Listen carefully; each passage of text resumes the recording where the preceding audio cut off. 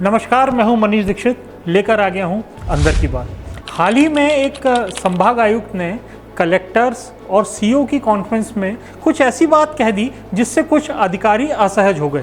दरअसल विभिन्न कार्यक्रमों की समीक्षा करते हुए कमिश्नर साहब ने अपने अधीनस्थों को समझाइश दी कि रील थोड़ा कम बनाना। उनका यह कहते ही अधिकारी बगलें झाँकने लगे। हालांकि बात को संभालते हुए उन्होंने तत्काल यह छेपक भी जोड़ा कि आप लोग अपने कोर काम पर ध्यान दें, लोगों की समस्याएं सुनें और उन्हें सुलझाने का प्रयास करें। यही नहीं, उन्होंने अधिकारियों को स्कूल, अस्पताल और अन्य कार्यालयों का दौरा करने और वहां की व्यवस्था देखने की सलाह भी दे डाली। उपस्थित अधिकारी बाकी नसीहतों पर तो हामी भरते दिखे, मगर रील वाली बात पर इधर उधर देखने लगे।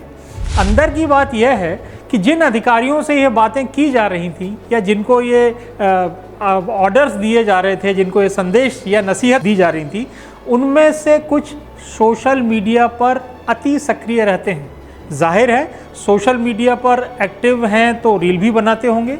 अब यह देखना रोचक होगा कि यह रीलबाज अधिकारी क्या करते हैं, क्योंकि साहब की नज़र अब उन पर अवश्य रहेगी।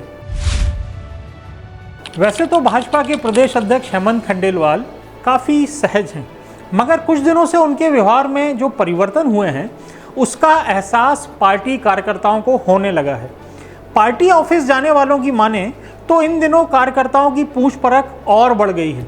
इसके अलावा अध्यक्ष जी पहले से अधिक मिलनसार भी दिख रहे हैं। यहाँ तक तो ठीक है, मगर उनकी इस सक्रियता से उन लोगों की पेशानी पर पसीना आने की सूचना है जिन्होंने खातों में खता की है।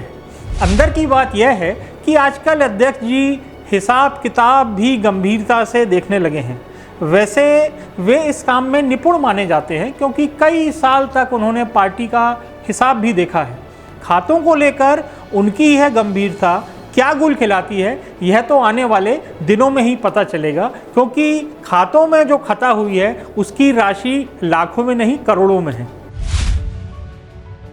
हमारे यहाँ विमान से यात्रा करने वालों को कोई ना कोई समस्या से दो चार होना ही पड़ता है।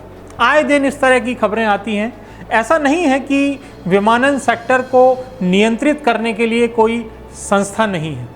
एयरपोर्ट अथॉरिटी ऑफ इंडिया हो या फिर नागर विमानन महानिदेशालय, जिसको डीजीसीए भी कहते हैं, सब मिलकर यात्रियों की सुविधा और सुरक्षा सुनिश्चित करने के प्रयास तो करते ही हैं, मगर कभी कभी निजी विमान कंपनियों की तरह सरकारी संस्थाएं भी ऐसा कारनामा कर देती हैं जिससे वे गलत कारणों से चर्चा में आ जाती हैं।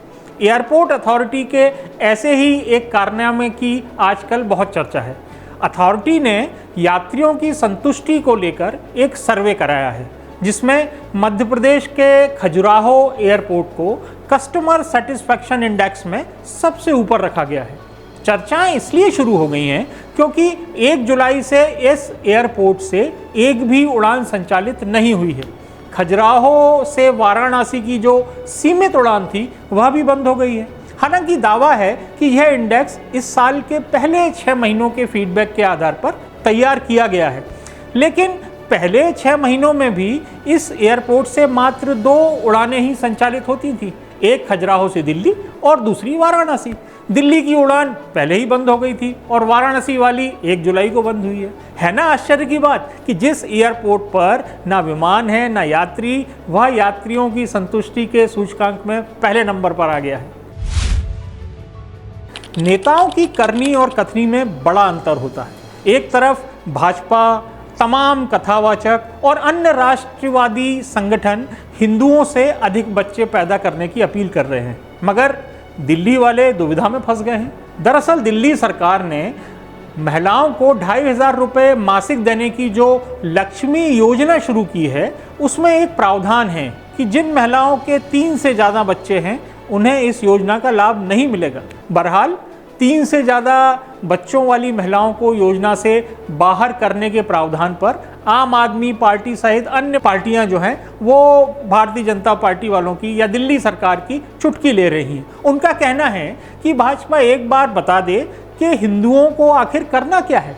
संघ प्रमुख मोहन भागवत और संघ से जुड़े तमाम साधु संत भी हिंदुओं से 3 बच्चे और 3 से अधिक बच्चे पैदा करने की अपील कर रहे हैं।